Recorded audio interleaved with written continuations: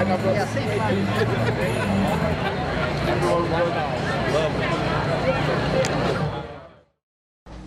H&8th started about 3 seasons ago with some of the local businesses here, with Elemental, with Ludivine, and with Coupe Ale Works. They decided there's lots of food trucks, there's lots of good stuff happening.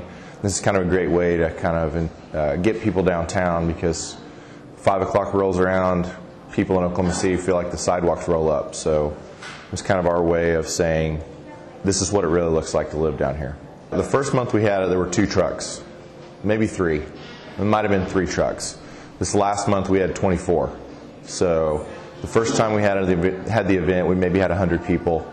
This time last year we had about 700 people. This month we had about 8,000. So it's grown massively. We don't make any money off the food trucks. Everything that we get from licensing and from all that kind of stuff goes straight to licensing. We figure food trucks ought to make money. This is a great way to kind of help the culture of food trucks here. So we've actually, the way we do everything is through sponsorships. So that way it's kind of a win for everybody.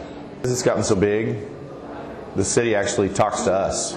They ask us, hey, what kind of things can we do for food trucks? What kind of things can we do for downtown development?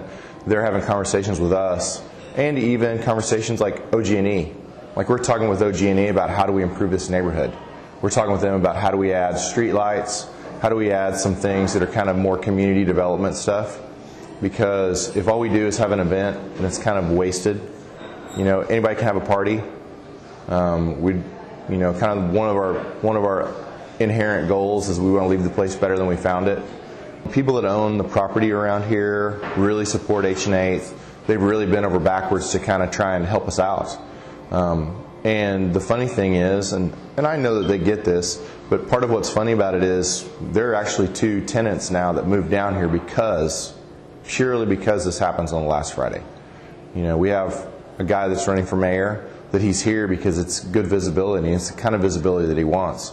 We have the Nature Conservancy that moved down here because they have an opportunity to engage with the community every month in a way that they couldn't in their old location.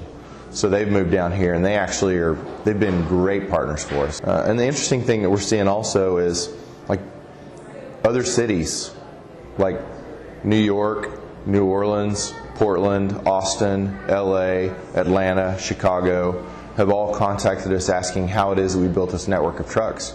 Because in most cities, trucks don't get along. Trucks don't like each other. They're just competition.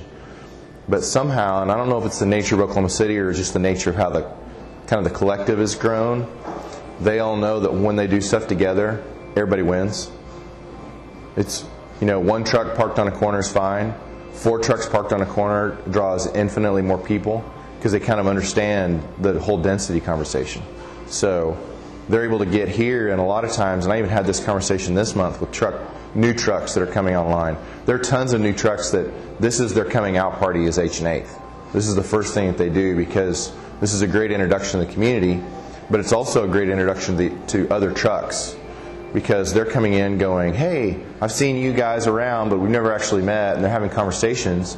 So this month at 11:30 after the event was over, I've got trucks that are all standing out in the street talking to each other, hanging out. And as an event, as kind of the guy in charge of the event, that made me really happy. It's like, I want to bring them sodas and beers and tell them to hang out as late as they want. It's like, I'll keep the street closed, you guys just be here. So that makes me feel good. It makes me feel good about what we're doing and why we're doing it and how we're doing it, because at the end of the day, it's not about the money we make. At the end of the day, it's about what we can do that kind of makes this place better. If we can make this place better, everybody ends up winning. You know, we'll figure out where the money comes from. We'll figure out where the stuff comes from. Let's take care of, you know, it's kind of that philosophy. Let's take care of people, and everything else kind of falls in place. So.